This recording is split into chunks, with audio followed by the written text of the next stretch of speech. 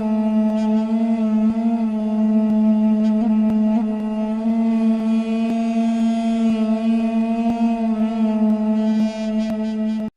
am your host, Lindsay Williams, and I have with me today a guest, Rodney Balance.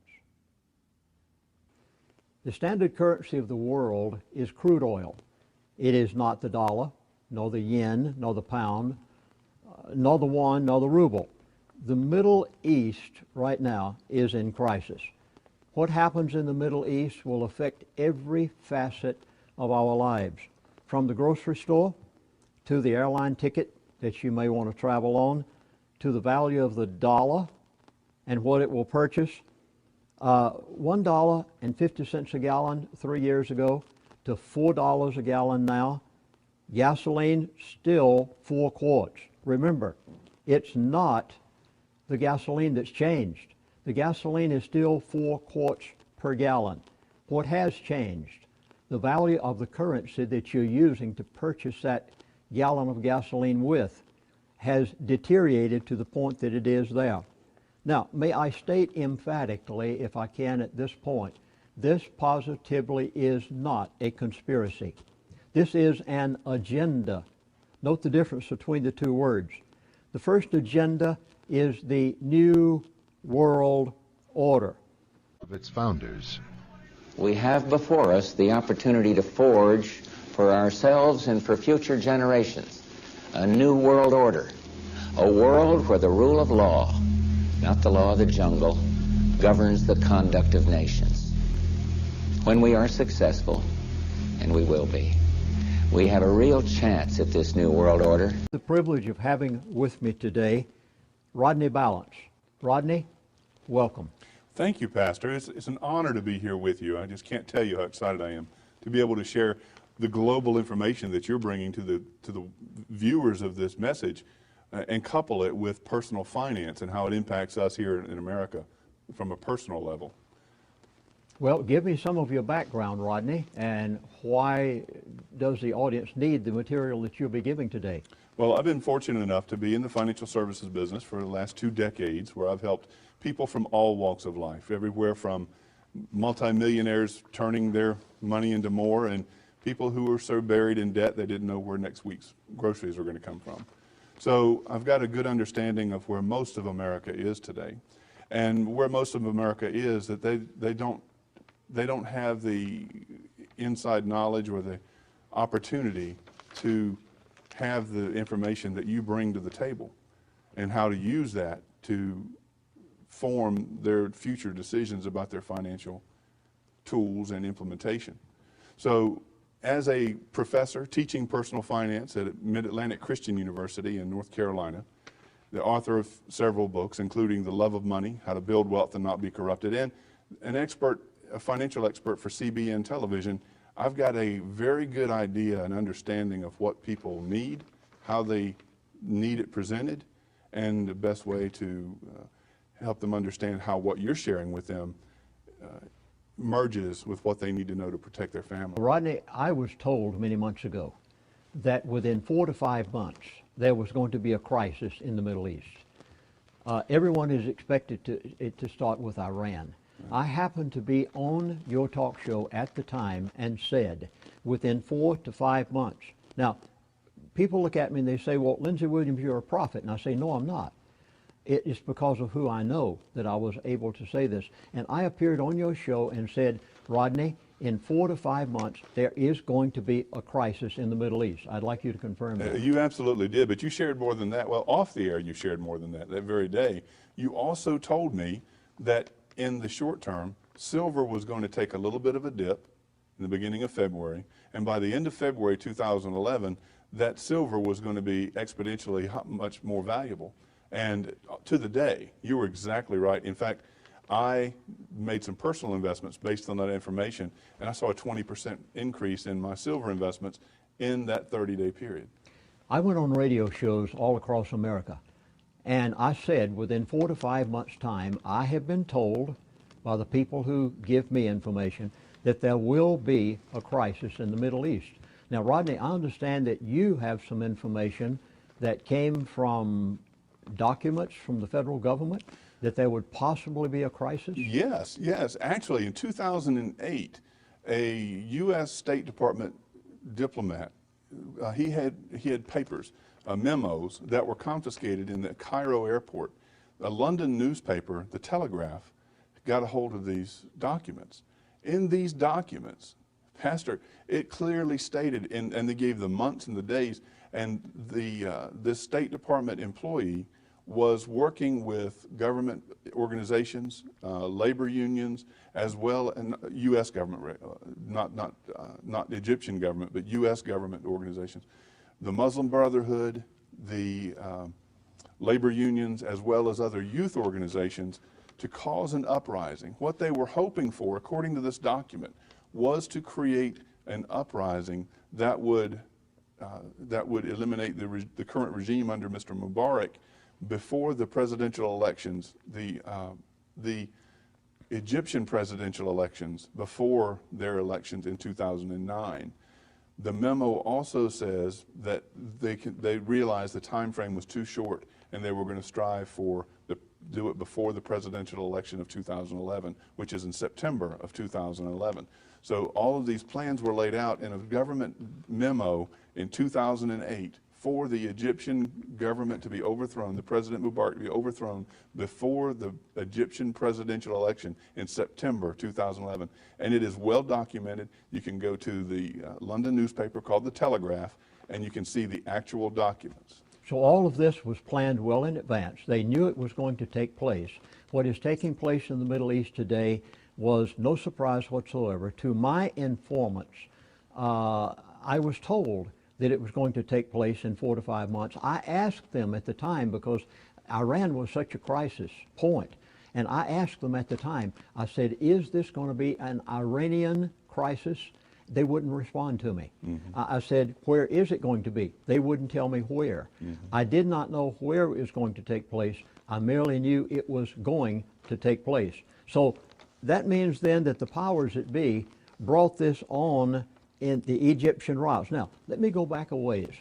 In 2008, I was told by my informants that there was going to be a major shift in the price of crude oil. In fact, they said the price of crude oil is going from $147 a barrel to $50 a barrel, and they said it'll take place within 3 months from now. I went on major radio talk shows all across America, and I risked my reputation and said there is going to be a change in the price of crude oil from $147 a barrel to $50 a barrel. People laughed at me. They thought I was crazy. In fact, I had one radio talk show host that actually laughed at me over the radio.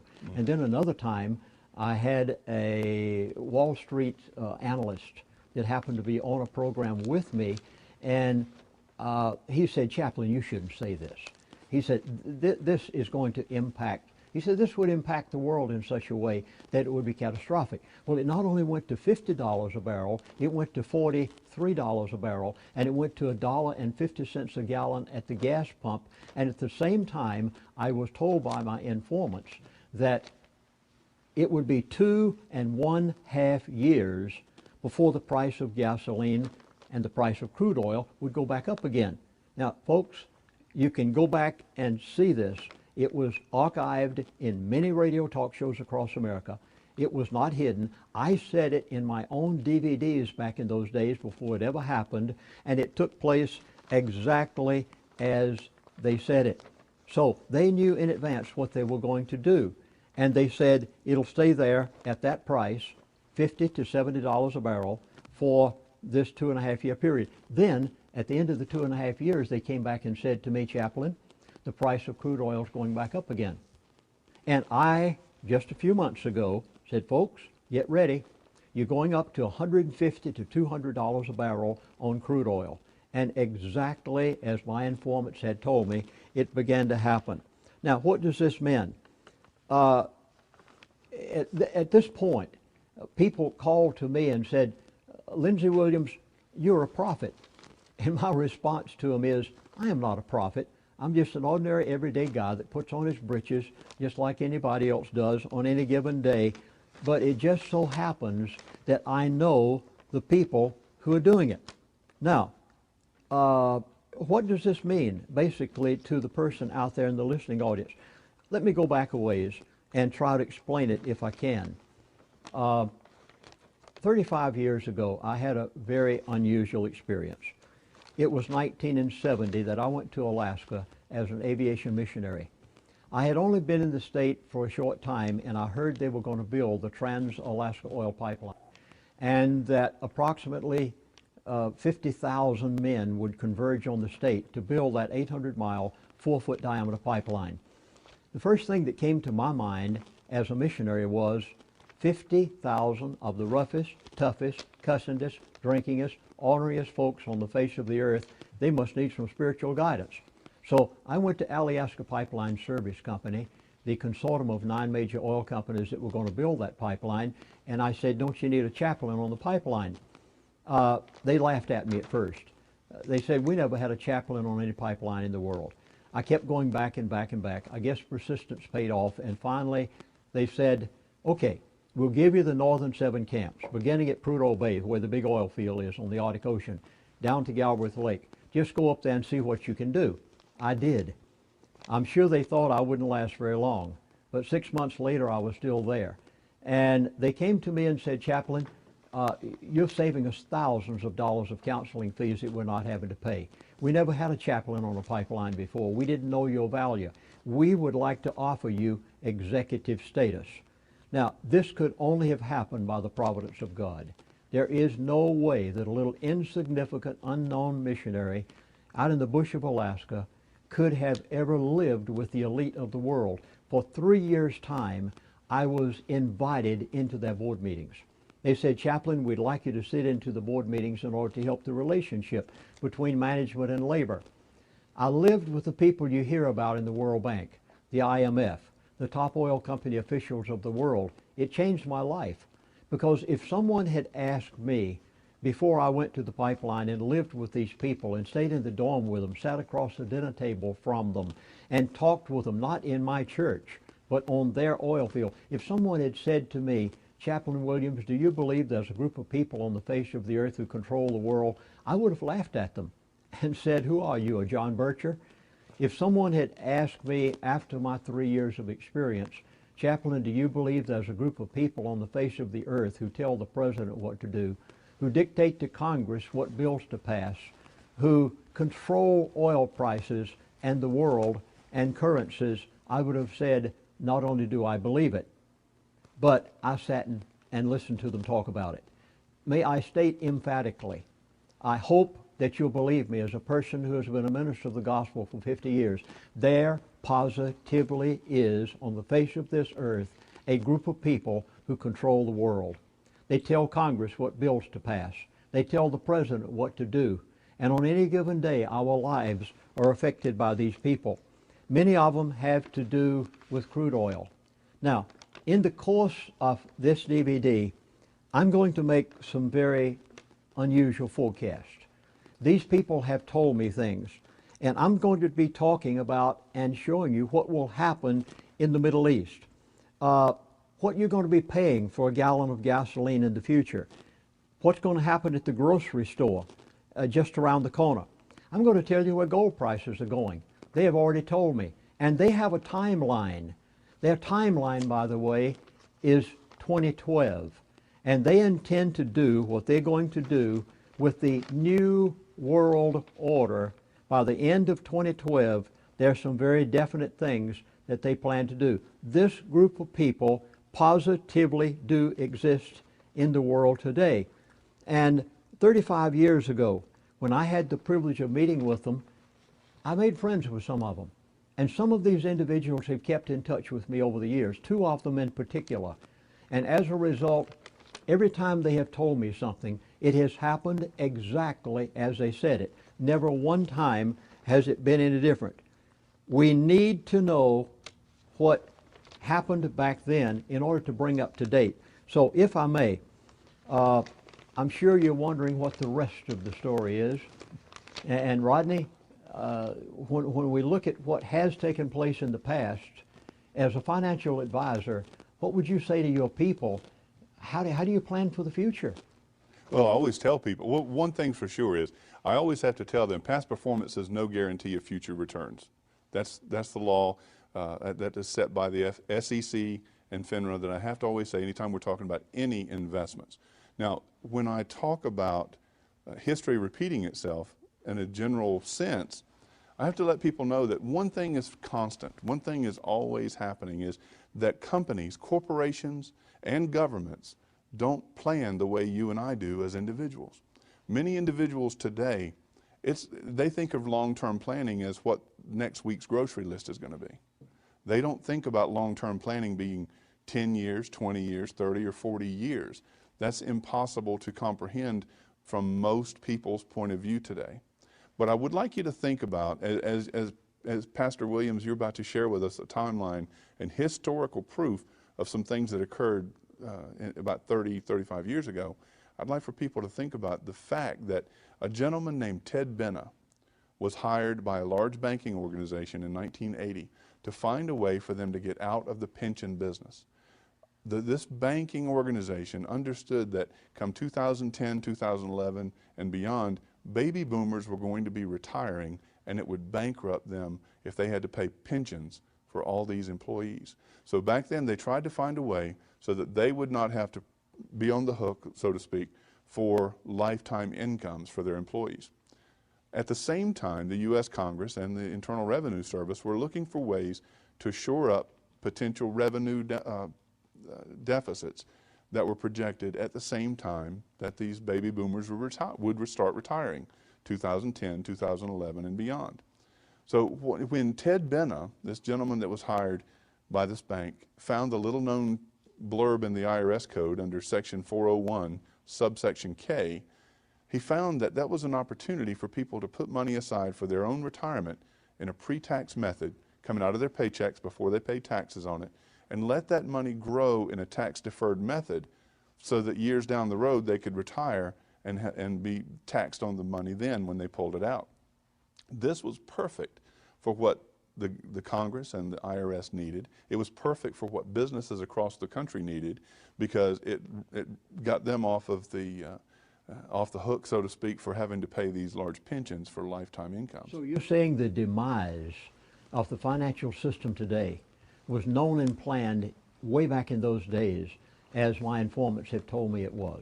Well, what I'm saying is that they planned well ahead, 30 plus years ahead, to prevent the short revenue shortfalls. Now, understanding this is how businesses plan 30 and 40 years out, that helps you also understand why we have 30-year treasury notes. Why would we have that if we didn't plan that far out? Who would take debt for 30 years? Who would buy debt for 30 years? And these 30-year notes. And so what I'm trying to do is just help people understand from a personal perspective, from people who our long-term planning is what we're going to do on summer vacation at the longest, or what the grocery list is going to be for next week. Help us understand that it's not unreasonable to believe that organizations and governments plan so far ahead as what you're about to tell us. Well, let me begin where it began. Bring you up to date with a brief history lesson so that we can comprehend the startling facts that we're going to give as we continue through this DVD. Really, I need to go back to 1901. 1901 in Beaumont, Texas. Some of you may remember something called Spindletop. That was the time at which the first gusher came in of crude oil. And at that time, because of it, 4 major oil companies had their beginning. Texaco, Shell, Standard Oil, Chevron. The majors had their beginning at that point. Now, 1903, Henry Ford produced his first assembly line automobile. This began the great energy crisis rush and crude oil usage that we have in the world today. And in Germany, Mercedes produced their first assembly line, Mercedes automobile. American gasoline back in those days was 15 to 25 cents per gallon. Oil at that same time, or shortly after that, had been discovered in the Middle East. And all of a sudden, the major oil companies, who now had become quite wealthy, such as Texaco, Shell, Standard, and Chevron. They said, all right, there's oil in the Middle East. The Arabs had no way of producing it. They did not have the funds with which to produce their own oil fields. So our major oil companies literally divided up the oil-producing countries where they knew the oil was, as it was going to be produced in the future. They divided up those countries amongst themselves. For instance, there was a gentleman by the name of Mr. Ken Fromm, whom I knew very well when I lived with these people years ago. And he was given the job by Atlantic Richfield to actually go to the United Arab Emirates, Dubai, and that part of the world and physically build their oil fields from nothing. They knew the oil was there. And our oil companies said, we will build your oil fields. You don't have the funds to do it, and you pay us back after you are producing this oil, and in turn, we will not produce from our own oil fields. This is so significant. Americans have always wondered, why can't we bring in our own oil, have it cheap? Why must we be obligated to the world? There's a reason for this. And it was back in the days when Mr. Henry Kissinger was the Secretary of State. He went abroad to these parts of the world in the Middle East now and said, all right, your oil fields have been built. You've paid the oil companies back for what they did in building those oil fields. He said, I would like to cut you a deal. And the deal basically was, we will buy your oil. You in turn take a portion of what we pay you for that oil with and invest in our Federal Reserve notes, our T-bills, our treasuries. Folks, even back then, they knew what was going to take place in 2012, and they knew that the condition of the dollar, even back in those days, it was all planned way back 50, 60 years ago, because he knew someone had to buy America's debt. Let me try to explain this. The T-bills, the issues of the Federal Reserve, they pay the interest, and foreign countries buy it. Russia has, China has approximately $1 trillion of American paper. And the Middle East oil producers, they in turn bought it. After all, it was as sound as the dollar. That paper was the most sound paper there was on the face of the earth. And they knew that this could take care of them for many years to come. At least they thought, because that America just could not be, it couldn't go bankrupt. So they trusted our paper and they bought it. They bought literally trillions of dollars worth of it. So what happened? Here they sit now with our Federal Reserve paper, literally trillions of dollars worth of it. And at this point, we come down to today. Every bit of it was a part, someone had to buy what the powers and the elite of the world knew would be our future indebtedness in the United States of America, and they bought the interest on the debt. This was about the same time, I believe, Rodney, the 401ks came into being, and all of this fit together in them knowing good and well that there would come a time when here in this country we were going to have a major problem financially. Right. And if you remember now, 401ks particularly are when you put your money into your retirement account before taxes are taken out. It grows without any taxation every year. When are you taxed on that money? It's when you pull it out. So as you were withdrawing that money, when the baby boomers hit, the largest workforce that the country's ever known, when we start to retire and we start to draw money out of our 401ks and our IRAs, we pay higher taxes on that money to the government than we would have paid in the early days when we had tax deductions such as mortgages and children at home and the tax rate was lower. So this was a well-devised, well-planned out thought of retirement planning to benefit the government, because the IRS's theory is pay me a little bit now out of your paycheck or pay me a whole lot more later. So yes, they knew there was going to be shortfalls after the turn of the century, after the 2010 mark particularly. Now, when Mr. Kissinger went abroad and cut that deal with the oil-producing countries of the world, he knew exactly what was going to take place. He foresaw, and all of this planned in advance. I remember one day I was sitting down with one of these individuals at Prudhoe Bay, and we sat for hours as he explained this to me. Now, when Mr. Kissinger went abroad to cut that deal, you buy our treasury notes with a certain portion of what we buy your oil. We will not produce our own American oil fields. There were two nations that would not sign on with Mr. Kissinger. One was Iraq. This is the reason for the Iraq war. Saddam would not agree. He would not go along. The second one was Iran.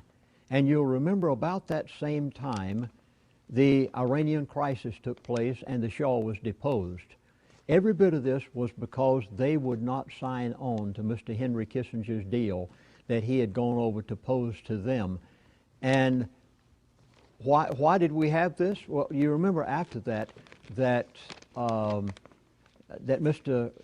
Iraq, that Saddam actually threatened Daddy Bush, Senior, the Bush of many years ago, and he threatened him and said, we're going to take your life.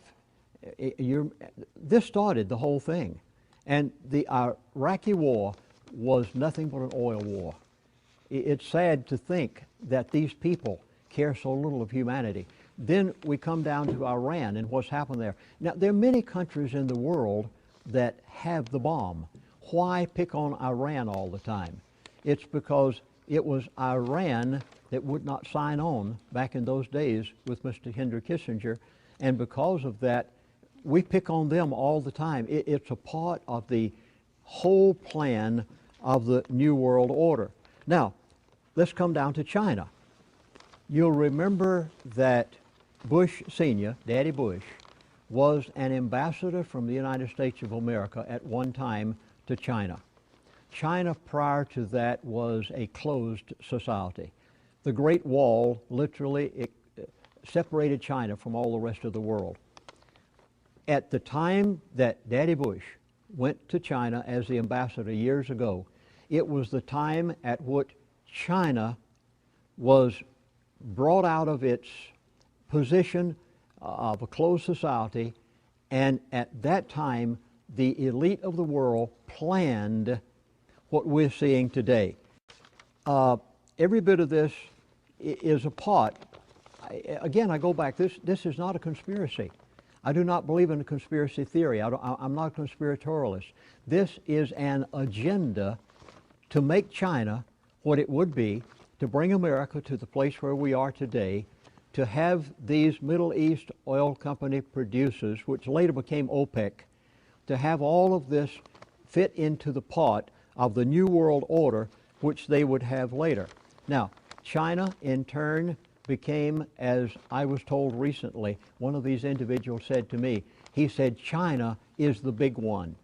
He said, never mind what happens in North and South Korea. He said, don't worry about what's taking place in the Middle East. He said, the thing you want to keep your eyes on is China. Now, recently, China made an agreement with Russia. As of last year, Russia became the #1 producer of crude oil on the face of the earth. Prior to that time, it had been Saudi Arabia. Russia bypassed them on last year. Why? Because of their super deep wells that they drilled many years ago and found massive amounts of crude oil. So last year, Russia made an agreement with China. China said, we will buy our crude oil and our natural gas from you. China and Russia said, we'll sell it to you. Do you realize what this is doing? This means then at some point when all right, we'll get into the Middle East in a moment, but you see the building of China, the moving of American industry abroad, the taking away of our jobs in this country, and it was planned and was in the works all the way back in the days when the Middle East agreement was made. One important note there, Pastor, is that when China and Russia made this agreement, they both agreed that they would not use the world reserve currency, which is the U.S. dollar, to trade in. they agreed to use their currencies instead of the US dollar. That's a very important and significant note, because China also has trade agreements with the country of Turkey in the same way. They agreed in 2010 to no longer use the US dollar as their reserve currency when they trade back and forth. So when China buys their mass quantities of oil from Russia, they're buying it in the yuan, which is the Chinese currency. Do you have the slightest idea what Rodney has just said as to how this begins to form the removing of the American dollar, the greenback, as the reserve currency of the world? And again, I stress the fact that as we go on through this, you'll see how it fits into a perfect pattern of what the elite have wanted to do with their new world order. Yes, you're correct. Russia said, China, we will use some other currency beside the American dollar. This is the first time this had ever happened in the history of crude oil, because always the dollar had been used as the reserve currency for the sale and trade of crude oil all over the world. And now, for the first time, our industry has been moved to China. Our jobs have been moved to China. Our dollar now is not the reserve currency of the world. Well, we might say it is, but yet on the other hand, it's beginning to wane very quickly. Every bit of this fits into the total plan of the new world order. And if people will take a look at their investment strategies, whether it be in their 401k, their IRAs, their mutual funds, whatever they're investing in, and I don't mean to pick on 401ks, but if you will look at one specific area that we've been investing in for years, decades, is emerging markets. People don't understand what emerging markets mean. Emerging markets are the countries that are emerging as significant trading partners in the world, such as India, Pakistan, and countries such as that, in China. And when we are investing in emerging markets out of our retirement account at work, what we're in essence doing is we're replacing our jobs. We're paying other countries to develop a middle class that is actually and documented to be replacing the middle class of America. As these middle class and purchasing groups are being developed in foreign countries to trade with countries such as China, we're replacing the importance and the value of American buyers, American companies, and the American currency. 1970, I went to Alaska as an aviation missionary. It was about that time that it was being made known to everyone that we had major oil finds on the North Slope of Alaska. I shall never forget, the pipeline, Trans-Alaska Oil Pipeline, was built 1974, 5, and 6, and in the year 1976, I got up one morning and went over to Arco Base, and as I walked in the door, a gentleman whom I knew quite well said to me, "Chaplain, would you like to see something exciting today?" I said, "Well, yeah, I'm always in for excitement. What do you mean?" He said, "Get in the pickup truck and let's go out to West Dock." And as we rode along, he explained that they had just drilled into numbers of wells a brand new oil field. And they said, "We're going to release some oil today, find the pressure, see what the oil is like." And he said, "Chaplain, you may find this very interesting." So we arrived out at West Dock, sat there a few moments. All of a sudden, we saw a big plume of something come up out there about 2 or 3 miles out in the Arctic Ocean. And he was excited. He said, "Come on, let's go back to Arco Base. I want to see the statistics of actually what they're showing out there at the well." We got back to Arco Base, and I remember we walked up to the second story and walked into the office of the person who was producing the entire east side of the oil field. And I have never seen such excited oil men. There were probably 8 of them sitting standing around a table and looking at things that day. And one of them looked at me and said, "Come on in, Chaplain." He said, "It won't matter. You may as well see it. This is exciting." And as I walked in, I said, "What has happened?" He said, "We have just drilled into one of the largest oil fields ever discovered on the face of the earth." And he said, "This is exciting for America." Well, I remember that day I went back and got a good night's rest that night, and the next morning wanted to get up bright and early and get back to Arco Base, and I thought I'd see on the front pages of the headlines of the newspaper from Anchorage that huge new oil find. As soon as I got back that morning to Arco Base, the security guard caught me at the door, and he said, "Chaplain Williams, I want you to go upstairs, sit down in Mr. So-and-so's office," called him by name. And he said, "Don't you say a word to anybody." He said, "I hope you haven't said anything about what you saw yesterday." I walked in the gentleman's office, and in a few moments he came in and he said, "Chaplain, what you saw yesterday, I think I'd be careful." He said, "We've just ordered that information classified." He said, "We will not be producing that oil anytime soon." And I said, "You are not going to let the American people have their own oil, bring back the great American dream, give us the opportunity to have gasoline at a reasonable price again?" And he said, "Chaplain, no." And I said, "Why not?" I said, "This is America's oil, on America's own soil." He said, "Chaplain, we will not produce that oil field until the price of crude oil goes to somewhere between $150 and $200 a barrel." And this was in the late 70s? This was 1976. Okay. Oil was $32 a barrel. And I thought in my mind, $100 to $150 to $200 a barrel. I said, in my mind, I thought, this is preposterous. There's no way. The world could not stand $200 a barrel oil. And you haven't heard one thing about that. The only place on the face of this earth you'll ever find this recorded is in my book, Energy Non-Crisis, which now, of course, is out of print. It wasn't long after that that some very unusual things happened.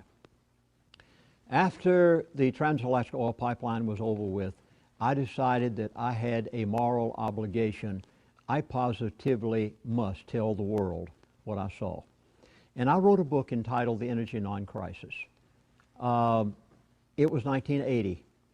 And just after I tried every way I could to remember everything I had seen on the Trans-Alaska Oil Pipeline, but understand I was not a trained oil man, I was just a chaplain.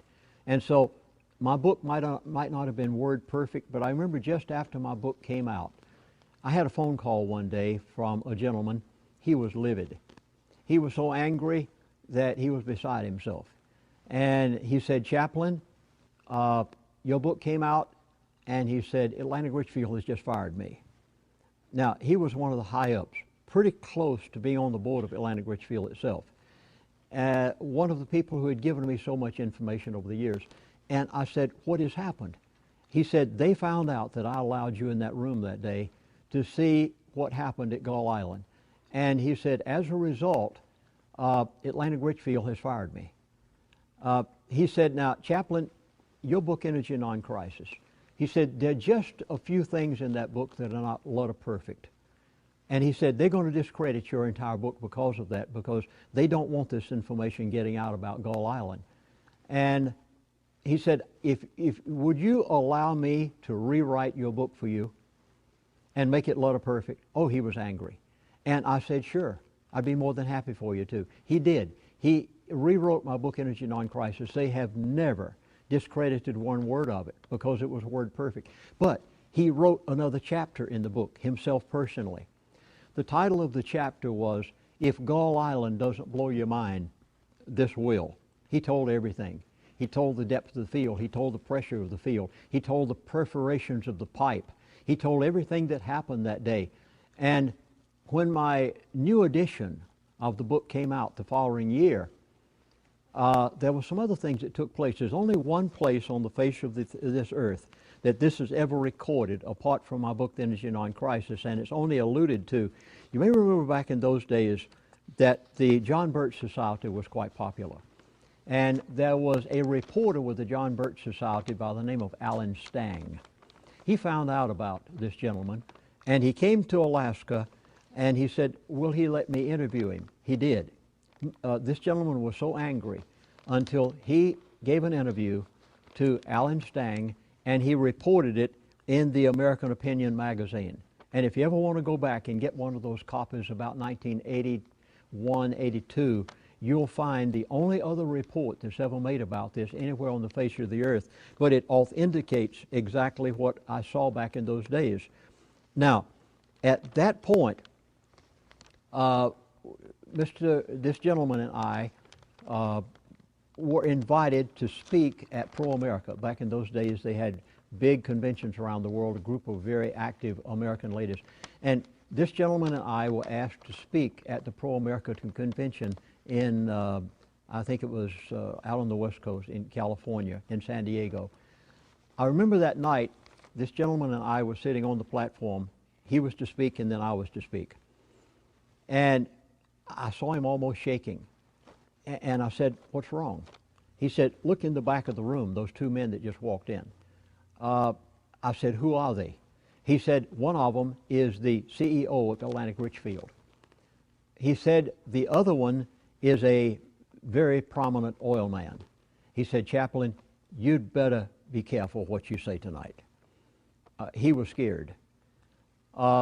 Shortly after that, he gave me a phone call one day and he said, "Chaplain, I'm sorry, I won't be able to give you too much information anymore." He said, "I've just been hired back by Atlantic Richfield." He said, "I've been given quite a sizable increase in salary, promised a big pension, and he said, they've told me that I shouldn't communicate with you and give you any more information." He said, "They're sending me to Houston to train all the new executives that are going to Prudhoe Bay." Now, all of this is so significant because he told me 35 years ago in 1976, we will not produce the oil from America's own soil. Now, you remember this goes perfectly along with what Mr. Henry Kissinger said? When Henry Kissinger went to those Arab countries who were forming OPEC, the oil-producing countries of the world, and said to them, "We will buy your oil. American companies have produced your oil fields. You've paid them back now. And in turn, you will buy our T-bills and our Federal Reserve issues," which, of course, they didn't know economics. These men were not trained in what was happening with the Federal Reserve. They didn't know that the Federal Reserve was not an agency of the federal government any more than Federal Express is. Don't fool yourself at all. I don't think a lot of Americans don't even realize that. They think that the Federal Reserve is a government agency, but it's not. It's a private entity. A private entity, right. And they did not realize that America was creating debt. We began the process of moving our industry abroad just after this, the New World Order. And now we're creating debt, but whenever you create debt, we have 14 trillion plus now.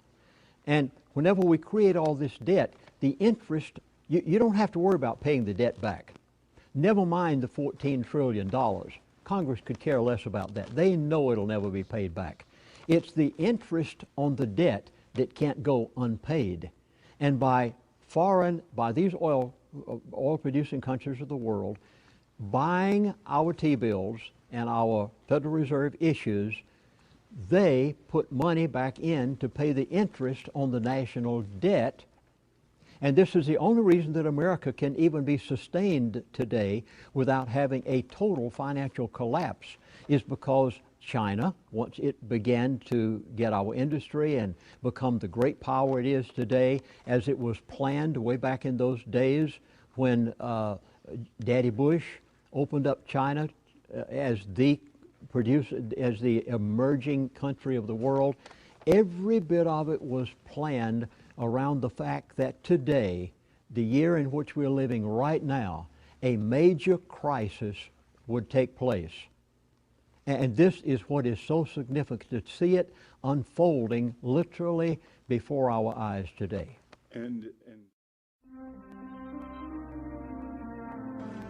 Mr. Co-President Nigel Farage, Freedom and Democracy. Well, good morning, Mr. Van Rompuy. You've been in office for 1 year, and in that time the whole edifice is beginning to crumble. There's chaos. The money's running out. I should thank you. You should perhaps be the pin-up boy of the Eurosceptic movement.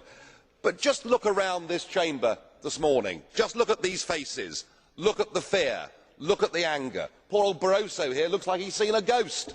You know, they're beginning to understand that the game is up, and yet in their desperation to preserve their dream, they want to remove any remaining traces of democracy from the system. And it's pretty clear that none of you have learned anything. You know, when you yourself, Mr Van Rompuy, say that the euro has brought us stability, I suppose I could applaud you for having a sense of humour, but isn't this really just the bunker mentality?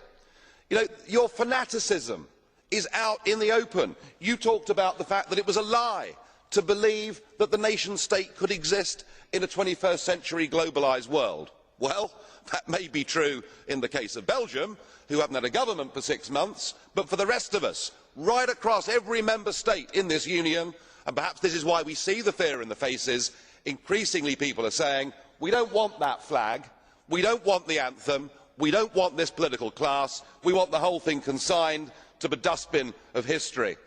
And we had the Greek tragedy earlier on this year, and now we have the situation in Ireland. Now I know that the stupidity and greed of Irish politicians has a lot to do with this. They should never ever have joined the euro. They suffered with low interest rates, a false boom and a massive bust. But look at your response to them. What they're being told, as their government's collapsing, is that it would be inappropriate for them to have a general election.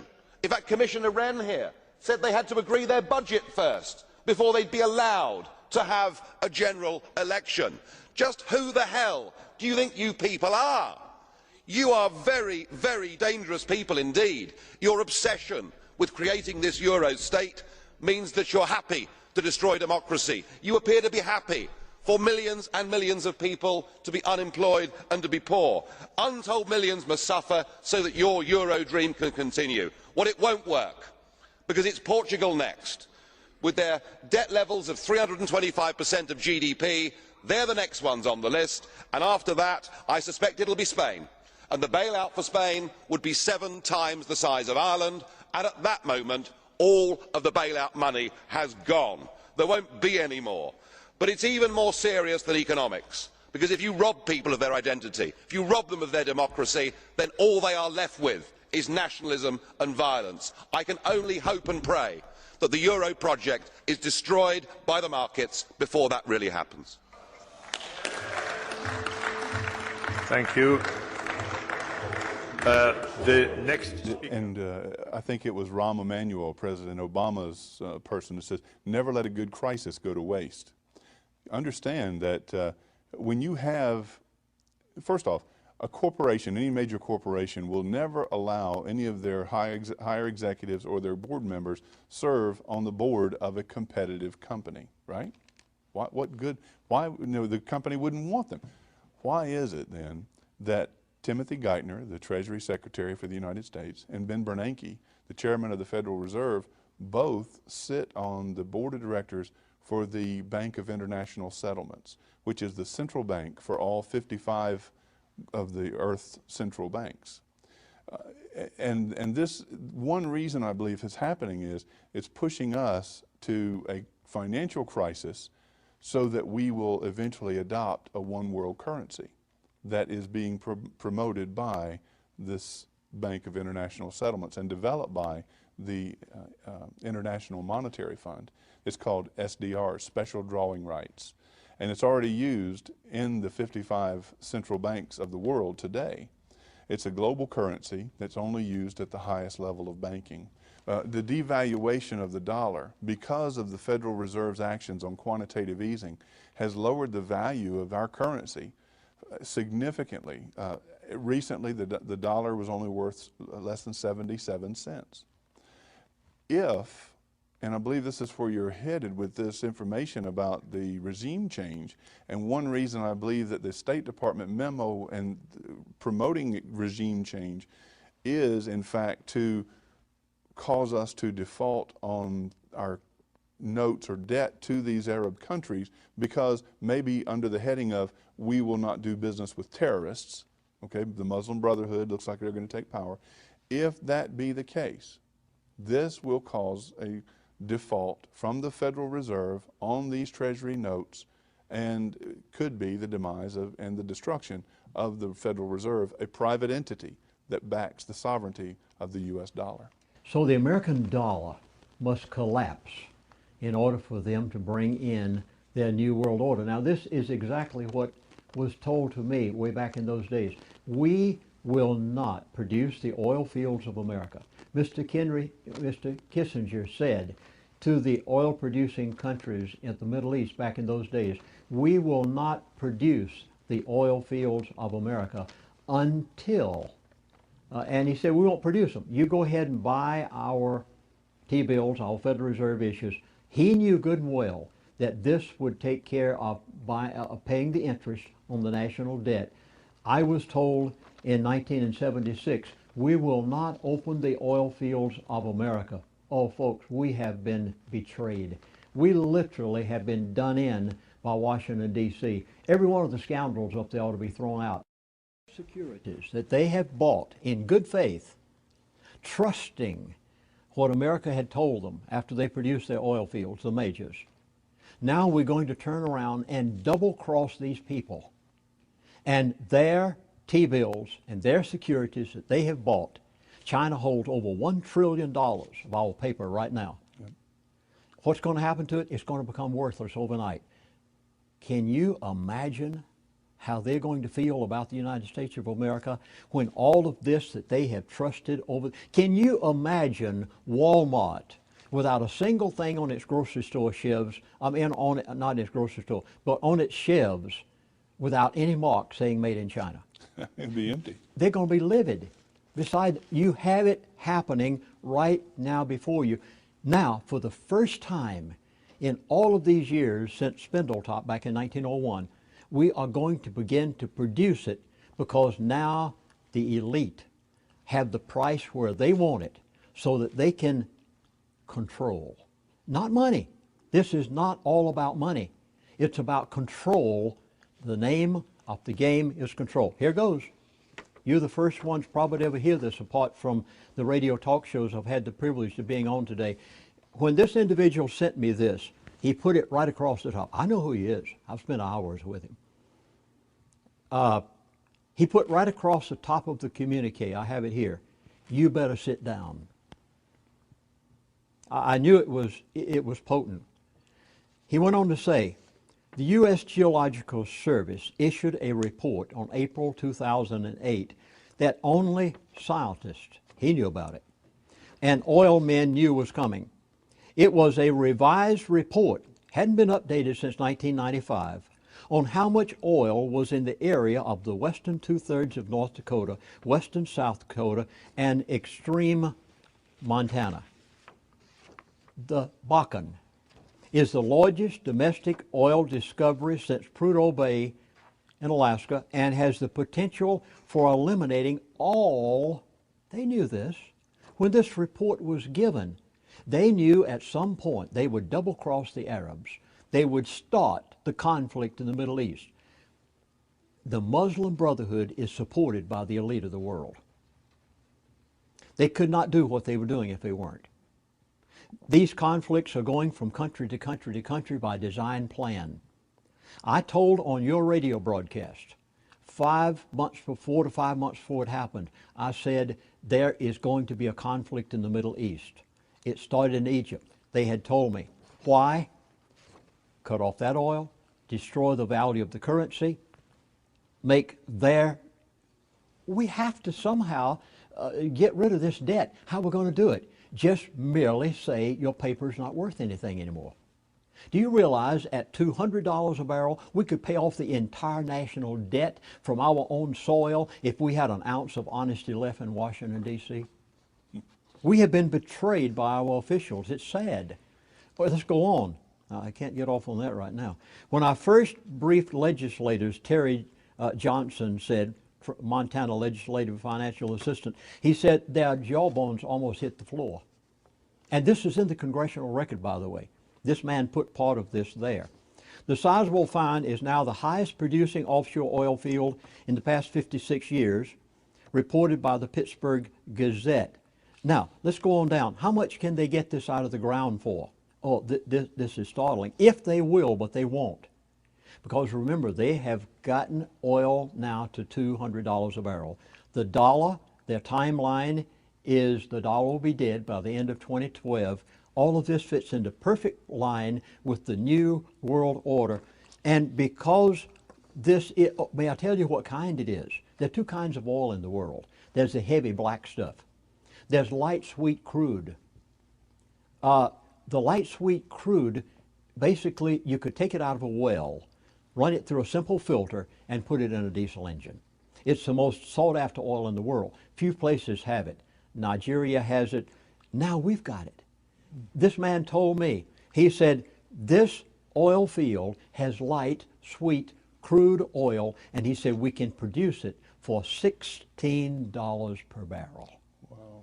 Do you realize that could be brought to the gas pump at 60 cents per gallon for gasoline, but they will be charging you 7 and 8 and 9 if you can even get it until this is produced, because there's going to be a lag time between the Middle East and the time that you have oil in America.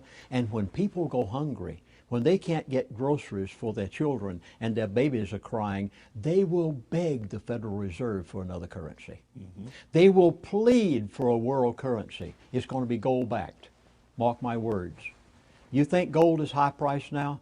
According to what the elite have said to me, we haven't seen anything.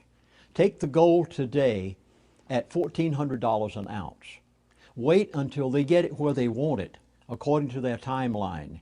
You can turn around and take it at $3,000 to $4,000 per ounce and buy the New World Reserve currency with it, and you have lost none of your purchasing power. Hidden 1,000 feet below the surface of the Rocky Mountains lies the largest untapped oil reserve in the world. It is more than 2 trillion barrels. On August the 8th of 2005, President Bush spoke of it, but nobody did anything about it. How big is it? It's 8 times the size of Saudi Arabia's oil field. It's 18 times as much oil as Iraq. It's 21 times as much oil as Kuwait. It's 22 times as much oil as Iran. It's 500 times as much oil as Yemen, and they have known it was there while they're taking gas prices up, and they know what they're doing in the Middle East, and they know what's going to happen to the dollar, and yet they have just announced that they're going to begin the production of it. All according to the New World Order plan. There's 2 more oil fields they're going to open. I wish my book, Energy Non-Crisis, was back in print again. They're going to open up Gull Island. Mark my words. 35 years ago, he told me, we won't open it until we get it to $150 to $200 a barrel. I couldn't understand what he was saying. They'll open it up now. They're going to open up the Arctic Wildlife Refuge and let you have oil from up there. Listen. You say, wait a minute, the ecologists wouldn't allow that. Greenpeace, all of these others, they wouldn't. Yes, they will. When they don't have food on their table, when the dollar has collapsed, when they don't have gasoline to run their automobiles, those ecologists are going to get so quiet you can't imagine. They will beg somebody to give them oil, even though they have fought it during all of these years. I remember one day I was sitting, I'll name him because he passed away just a few months ago. One of these individuals has given me so much information over the years. I was sitting with him in his vehicle up at Prudhoe Bay, or maybe in his office, I forgot. And I said, these ecologists up here are costing you millions of dollars producing this Trans-Alaska oil pipeline. I said, why do you let them do it? He just chuckled, and he said, Chaplain, we support them. I said, what? You give to the Sierra Club? You give to Greenpeace? Yeah. He said, we give to the Democratic Party and we give to the Republican Party. We give millions to each. He said, regardless of which one gets in, we still control them. I mean, this is the thinking, the thought patterns of these elite. Now, this is exactly what we're seeing happen right now. The ecologists, they won't say a word. When they are hungry, they'll beg for oil. They'll beg for a new currency. The oil companies will easily be able to open these up. I could go on and on with this. I've got to go to something else. Recently, after hearing all of this, I said, I've got to tell the American people. I'm going to list right now 12 things that you must do. You must do it immediately. Every person viewing this DVD, I plead with you, based on what I have been given as information in the past few months. I beg you to do 13, I had 12. I added one to it a week or two ago. You must do these things immediately. You don't have to stay awake at night and worry if you'll take action now. You don't have to look behind trees if you'll do something now. But you can't wait till the end of 2012. There is a very prominent Hispanic activist, a lady, in Phoenix, Arizona. We know her. My wife and son are listening as we're doing this today. They can verify that these things took place. This very prominent Hispanic activist knew Janet Napolitano very well when Janet Napolitano was the governor of Arizona. Janet Napolitano then went to Washington and is the head of Homeland Security. Janet Napolitano contacted this individual and said, we would like to have you as the liaison between the Hispanic communities of America and the federal government. She filled out all the paperwork, was accepted. She went to Washington, met with the president and Janet Napolitano numbers of months ago, and said, I'm ready to take my job. Promised $170,000 per year. And at the time, Janet Napolitano said, now, I know that you are a very devout Christian. Janet knows her well. She knows Janet well. She knows what Janet is, knows about all of her girlfriends. And I won't go any further. But she said, I know that you're a very devout Christian, but she said, in order for you to take this job, you must agree with the president on every policy. You cannot disagree in any way. She said, secondly, you can never mention abortion. And she said, likewise, you can never talk about homosexuality and lesbianism. This lady, very prominent, outstanding Christian, said to both the president and Janet, I cannot deny my Lord. I will not agree to those things. I turned down the job. The president said, thank you very much, goodbye. She came back home. A few weeks ago, this individual from Phoenix, Arizona, went to Washington to try to raise some money for one of her Hispanic organizations here locally. Somehow Janet Napolitano found out she was there and called her on the phone. Don't know how. They keep in touch with people, as you know. And said, I would like us to have dinner together. They did, privately, just the two of them. In the course of the meal, Janet Napolitano said to this individual, whom we know, I want to ask you to go back to Phoenix, Arizona. I want you to immediately get 6 months of food and water in your house. And she said, I cannot tell you why. I have only told this to a few of my friends. But she said, I want you to immediately go back and get 6 months of food and water. And she said, well, please tell me, what's the danger? She said, I can't. You just take my word for it. I know what I'm talking about. This was only weeks ago. Now, the first thing on my list is, I beg you, you must prepare for the inevitable.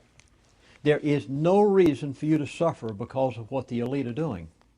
And the first thing on the list would be the recommendation that Janet Napolitano made to this friend of ours. The second thing on the list is, now if you have any doubts whatsoever as to what's going to happen to the stock market,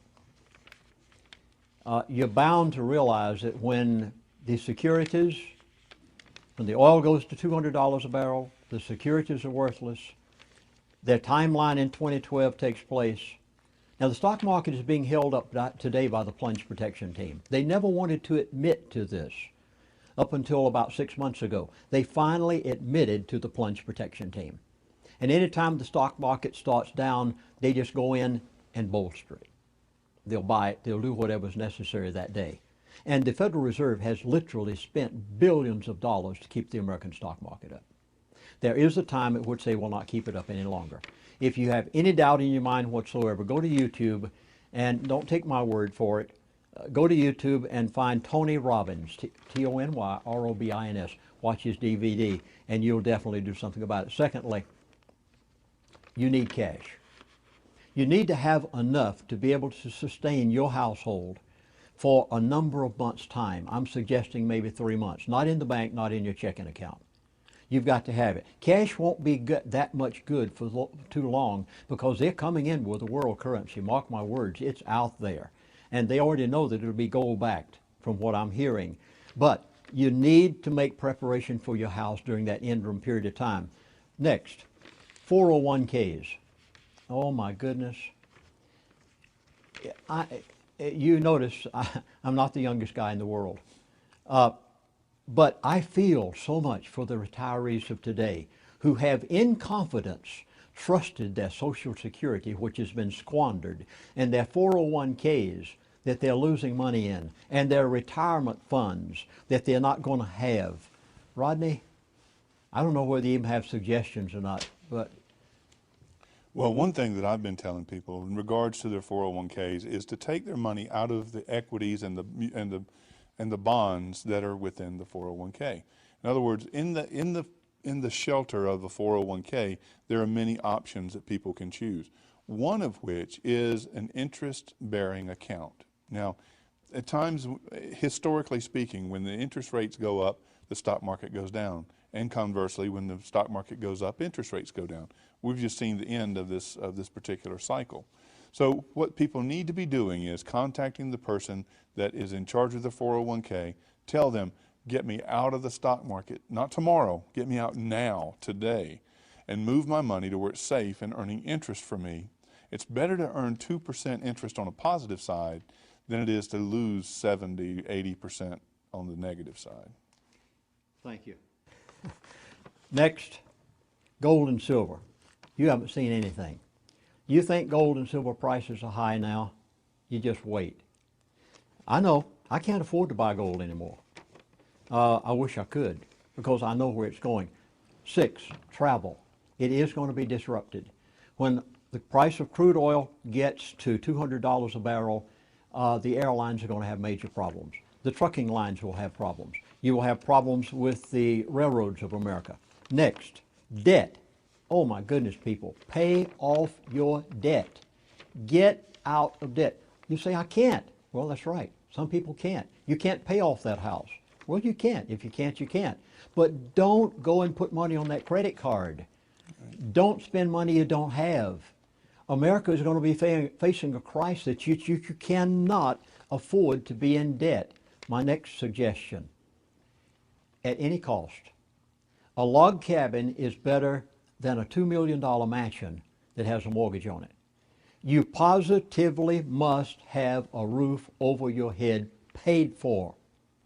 I have been told that when the dust has settled, that because the Federal Reserve is bailing out all of the lending institutions, whether it be Fannie, Freddie, the taxpayers bailing out General Motors, Chrysler, the pension funds, everything else, because of what's going to happen to the dollar, eventually, when the dust settles, the Federal Reserve, the elite of the world, will own every mortgage in the United States of America, whether it be commercial or residential.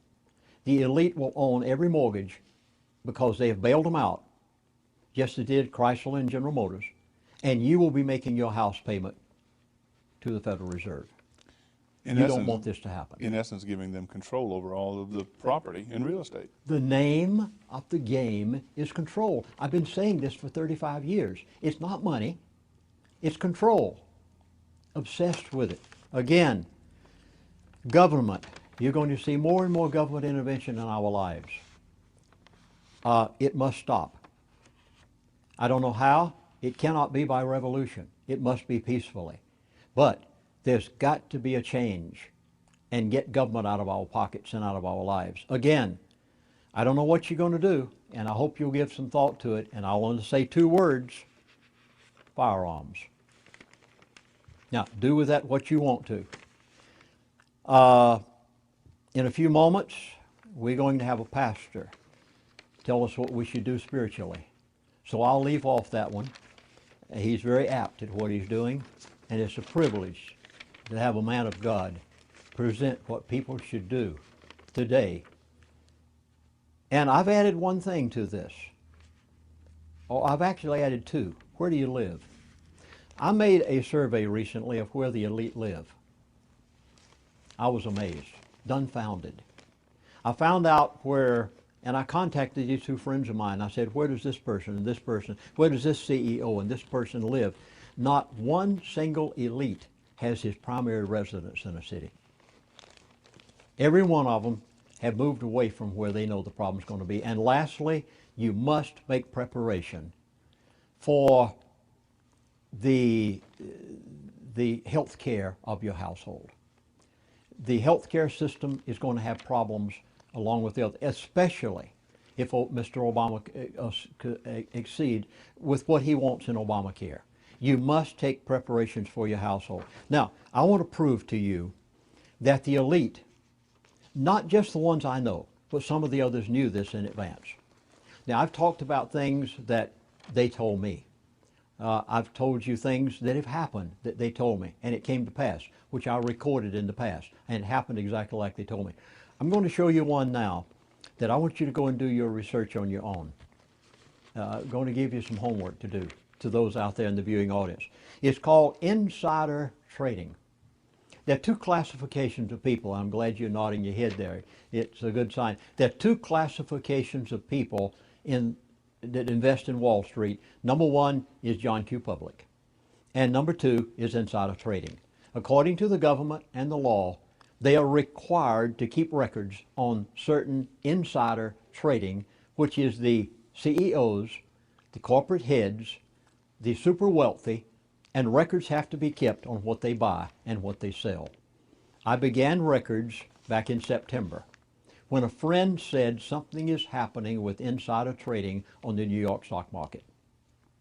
September the 13th through the 17th, it was 400 to 1. Now let me try to explain to the layman out in the audience. There were 400 insiders who were selling stock in their own companies compared to one person that, according to their stockbroker, is following his advice, that was cashing in or doing anything about their stocks. Then, on October the 4th through the, oh, by the way, that's the highest it had ever been in the history of the New York stock market, that 400 to 1. September the 4th through the 8th, we were dumbfounded. It went to 1,600 to 1. Now, these are records. You can find it in your computer. Go to the stock market, find it out for yourself. This is record fact. 1,600 to 1 that were cashing out of the stock market.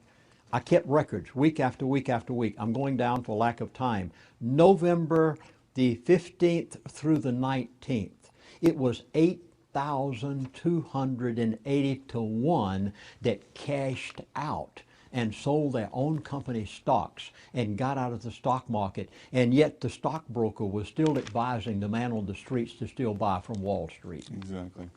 Now I'm coming to the latest records that we have. This is startling beyond words. And if this doesn't tell you everything about the stock that a person holds in the stock market, nothing ever will. January 10 through 14 of this year, 2011, insiders sold $163 million worth of their stock on Wall Street in that 1 7-day period, and for the first time ever in the history of Wall Street, not one single insider bought 1 penny of stock. Wow. Where are they putting it? It's a good question. I'll prove it to you. I have it right here. Go and look at it. You'll find this in the records of the United States Mint. The United States Mint recorded in the month of December. This is fact. Go on your computer. I beg people to watch this. December, the United States Mint sold 2,221,000 ounces of silver, the highest ever in record. This was startling, and it's scary. Then we come down to the first 12 days of January. 12 days only. First 12 days of January, the United States Mint sold 3,407,000 ounces of silver. Who's buying it? Those people. Exactly. The elite. They know what's about to happen. They're bailed out. They could care less about you. That's right. Now, not all of the CEOs of companies are parts of the elite. Some of them are, some of them aren't. I just happened by the providence of God to have had contact with some way up here that could give me these things. Now, you ready? January. The total month of January 2011, the United States Mint sold 6,400,000 ounces of silver. Multiply that by $32. That's a lot of money. Now, who bought it? I can't buy it. I went to a silver dealer the other day and I said I wanted some 1 ounce coins. He said, I'm sorry, I'm sold out. Can't find any. I tried to buy one of those green boxes recently, you know, that the Mint sells it in. Nowhere. They're non-existent in the area, in the state where I live. I can't buy one. Even if I wanted it, had the money to pay for it, I couldn't buy it. The dealer said, we'll sell you a roll. Maybe. Next week we'll have a few extra ones. Now, the Muslim Brotherhood, the Middle East. The Muslim Brotherhood is a religious and political group founded in the belief that Islam is not simply a religion, but it's a way of life. They believe in jihad. You saw the clip before and the soundbite of what they were chanting, and I believe it was in Egypt. Now, I'll give you a sign. There are a few signs that the elite have given me. Here is one of them. The euro, you're not hearing much about it recently because the Middle East is overshadowing everything that's happening over there with the European Union and the euro and those countries, which is as much in debt today as they were back then. You're just not hearing about it because other things are overshadowing them. The European Union is going to have problems. And the euro will eventually collapse along with the American dollar because they must do that in order to bring in the new world order. You have, now here's a sign, you have between 2 and 3 weeks when you see the euro collapse to get out of paper or you're going to lose it. And this is the way it was expressed to me. He said, if it's written on a piece of paper, it's worth the paper it's written on. Now, I can't say it any plainer. And you better start now, because when you see that euro begin to collapse, you may not have time to get out of that 401k. You may not have time to do something about that retirement fund. Do you realize that as of last week, now I'm giving you some very rapid, startling facts here because we've got to close out. Do you realize that as of last week, the Federal Reserve surpassed China as the largest holder of United States debt? They're buying their own debt. I was told 2 years ago by this gentleman who was giving me all this information.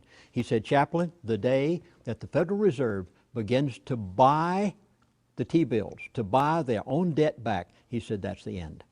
He said, it's all over.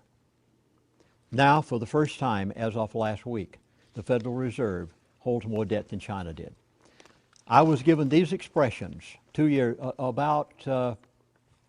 right at 2 years ago. I'll quote him verbatim because I was on the phone with this gentleman and I was dumbfounded. That was at the time I said, how can I spare myself? And he said, I'll give you these expressions. He said, within 2 years, you will not recognize America. This was nearly 2 years ago. And I recorded it on 6 DVDs. I begged the people out in the viewing audience, if you have not gotten my 6 DVD set, in which 8 hours of DVD viewing, by the way, that we recorded previous to this, if you have not gotten them, please do. Everything that the elite have told me for the past 3 years are on those DVDs. And you can watch it take place because it was recorded before it happened. And you can't say Lindsey Williams said it after the fact, or they gave it to me after the fact. He said, within 2 years, you'll not recognize America. He said, after 2 years, you'll be so poor, you won't be able to do anything about it. I mean, he said it outright. So poor. What was he basically saying? I didn't realize what he was saying back then, that your dollar is going to collapse. He said again, by 2012, the dollar will be dead. That's the time he gave me this expression. He said again one time, he said, there will be no shortage of food whatsoever on the grocery store shelves, but he said, you may not be able to afford it. You may go hungry. He said again, within 2 years, nearly everyone will be working for the government. And he said this before Chrysler and General Motors was bailed out. And I couldn't understand what the man was saying. Now, do you realize that if Mr. Obama has Obamacare put in, that every doctor, every nurse, every dentist, Every medical professional in America will be working for the government of the United States of America. Every insurance company, every hospitalization plan will be a part of the United States government if they have their way. And this man said it to me, and I didn't know what he was saying. I see it now so plainly. I want to give you another sign. I gave you one, that's the euro.